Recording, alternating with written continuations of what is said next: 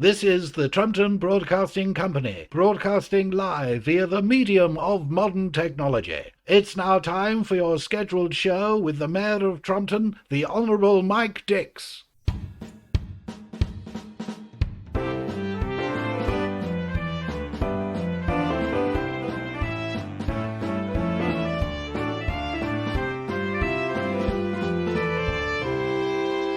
Well, it's the end of the week, so it must be time to make another episode of your favourite topical radio show. Coming up on today's show, we've got an exclusive interview with Jacob Ree-Smogg. I'll be asking you about sewage. Do we still need it? And the one-word phone-in, where I'll be asking what makes you proud to be British. And of course, it's Rage-Jar Week, so we should find out what the latest record-breaking listener figures are for the TBC show. Aidan. 42.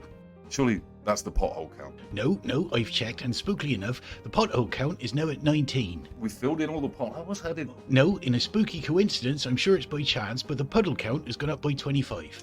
Thank you, Aidan. So the listener figures, we'll get them at the end of the show. Let's do the news. Here's the news for Trumptonshire. Nigel Farage finally admits that Brexit has failed, but it wasn't his fault. It was some other boys from the next village.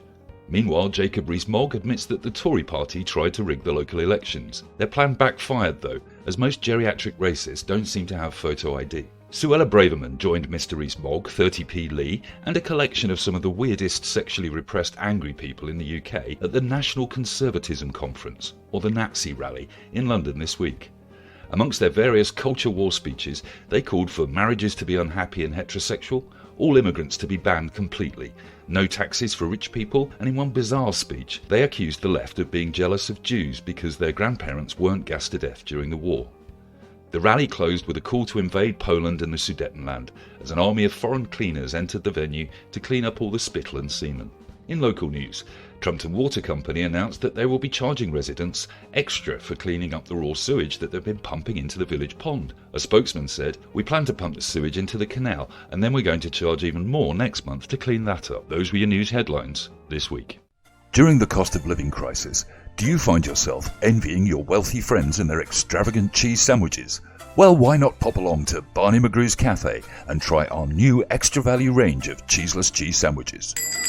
Yes, Barney McGrew's new budget-beating cheeseless cheese sandwiches are an innovation in sandwichery. We realised that cheese in the cheese sandwiches was what made them so expensive, so we just removed it, giving you almost the same culinary pleasure for almost half the price. And for the very poorest of you, try our new super value cheeseless and breadless cheese sandwich range. For only £1.50, Barney McGrew will personally smear your lips with cheese-flavoured butter. Barney McGrew's. I'm cost of living it. And on today's show, we're joined by Jacob Rees-Mogg. Hello, Jacob. Good evening, Mike. It is a pleasure to be here so that I can fulfill my destiny. I see. And your destiny is? Complete control of the United Kingdom. This is slightly disturbing, Mr. Ree-Smogg. No, I think you'll find it is a simple democratic process where I will have ultimate control. So when you talk about the days of empire... I think we know which empire I am discussing. Well, Mr. Ree-Smogg, I think that explains many Tory policies recently, including your acquisition of what you call a Death Star. I think you'll find this is a perfectly justifiable expense. We must be careful and protect the three sacred items of the UK. They are bread, butter, and cheese. The cheese sandwich plan. The cheese sandwich plan. It is how we will control the pitiful mortals by taking away their cheese sandwiches. With them, they are powerful. They have hope. They have destiny.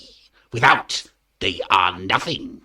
And just finally, what about the reports that the plans for the Death Star could actually have a major fault in them, which leaves it vulnerable to attack by a farmer's son in a small aircraft? There is no fault in the Death Star. Yes, there will be a period of acclimatization while the budget and the economy manages to cope with the expense of the Death Star, but you'll find that maybe in 50 years' time, the Death Star will be fully self-serviced and also have a fine catering department. Serving cheese sandwiches, I assume. This is mere Labour propaganda by what we like to call those who would want to remain on the planet.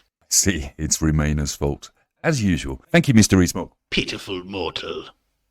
So it's time to take calls from you, and the subject today is Sewage. Do we still need it? Can we do without it? Tell me what you think. Hello, lovely to be here, Mike. Thank you for having me again. Sir Clive Denby, how are you, sir? Oh, I'm super, absolutely super. In fact, I've just been for a swim in the pond. Really? Yes. Even though it's full of sewage? No problem at all. Actually, if anything, it improves your stroke because it gives you the chance to maneuver. I see. So, do you often swim in the pond? Often, every day, and dealing with the excrement that's in there, I see it like a little game of battleships. Well, thanks for calling in, Sir Clive, and I do hope the hepatitis clears up soon. Oh, it's okay. I've had my shots. Never did me any harm. Oh, line 1's flashing. Caller from Chigley, I think we'll all recognise. Hello, Mike. It's Frank here. First-time caller, long-time listener. Frank, you called last week. No, I think you'll find that was someone completely different. Right. So, Frank, the subject today, sewage. Oh, well, I've got a plan. I've managed to do some science behind it, and I've got a very, very good plan. I mean, not one that will affect me, of course, because I don't know if you're aware of this, but in the 90s, I swam the entire length of the Amazon for a bet.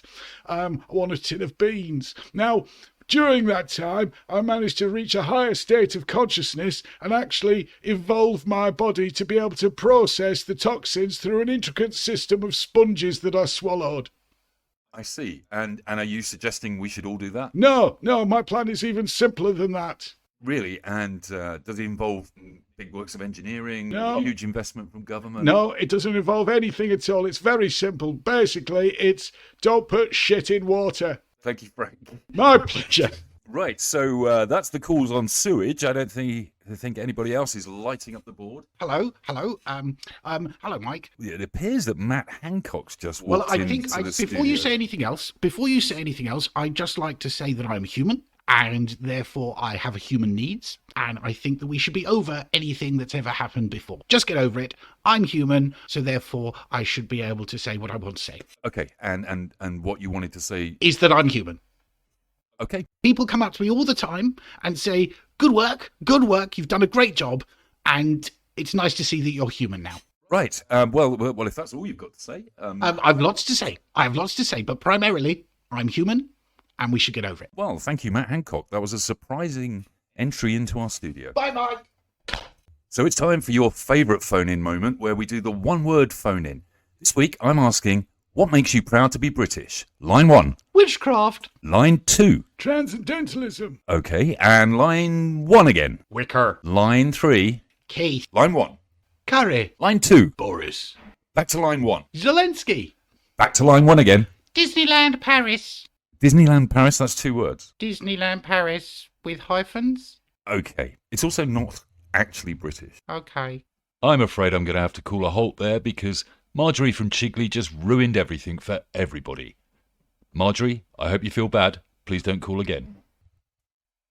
So one thing that's an important debate in politics at the moment is that the right wing seem to very easily get headlines, get Twitter shares, Facebook posts for the outrageous things that they say at these conferences, as we've heard already in the show. But I'm joined now by Sir Keir Starmer, who tells me he has a plan to get Labour on the front pages. Hello, Mike. It's very nice to be here.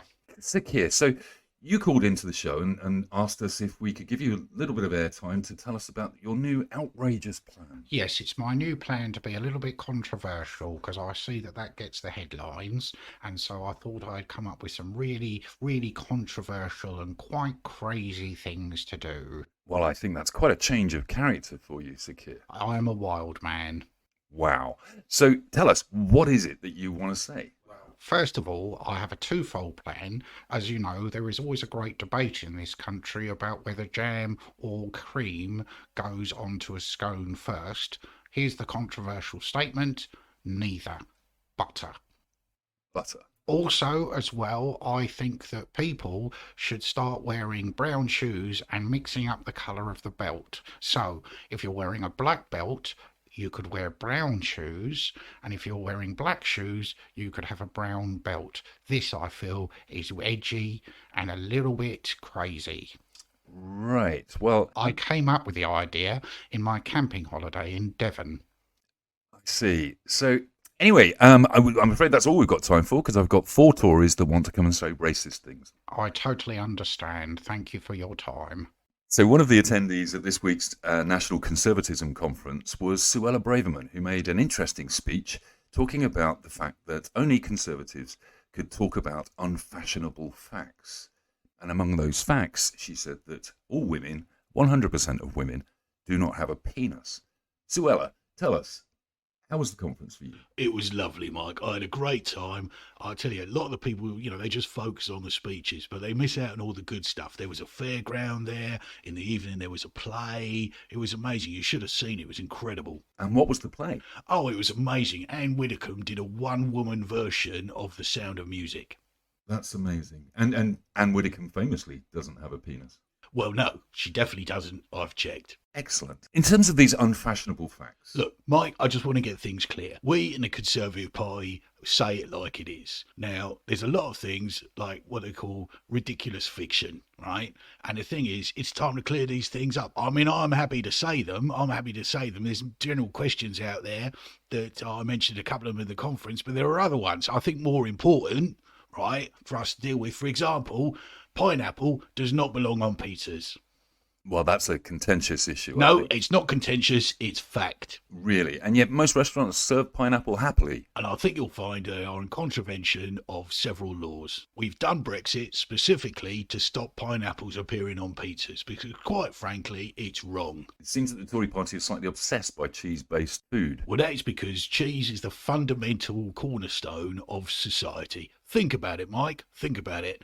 Every local region has its own cheese and is proud of its cheese. Now, all I'm saying is, if you are going to have a pizza in Scotland, it should have Isle of Mull cheddar on it. If you're going to be in Leicestershire, it should have Leicester, obviously red. Actually a bit controversial there because it's actually orange. And then also as well, you get where I'm going with this. Somerset Brie, for example. Very nice to have in Somerset on a traditional Somerset pizza. And you're hoping to ban French cheeses altogether? Well, it's not a question of banning it. It's just a question of making it unavailable. French unpasteurised dairy goods are the work of the devil. Or should I say, le devil. And I think famously this week, Boris Johnson was quoted as calling Emmanuel Macron the devil and he'd like to punch his face in.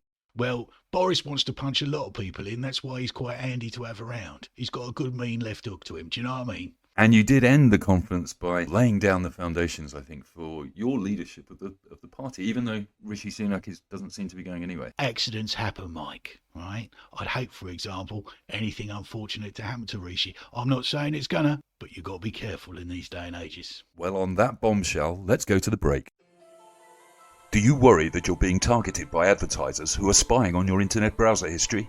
Yes, I'm talking to you, Henry Jenkinson. Sitting there without a care in the world listening to this podcast, but imagine how ashamed you'd be if your sister knew that you'd been looking at tractor porn on her iPhone.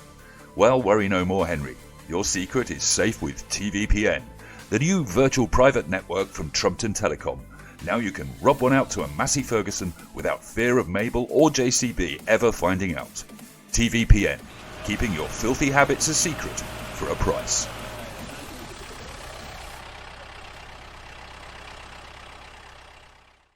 And finally, let's get those radar figures from Aidan. 42. And now this. You have been listening to the Trumpton Broadcasting Company, brought to you by your host, Mr. Michael Dix. That's me. And also accompanied by Mr. Aidan Goatley. That would be me. Thanks for listening, and please give us your feedback, unless it's negative feedback, because both of us have very, very weak egos, which means that we can't cope with trolling, even if it's constructive criticism. Don't have nightmares. Sleep well. Goodbye.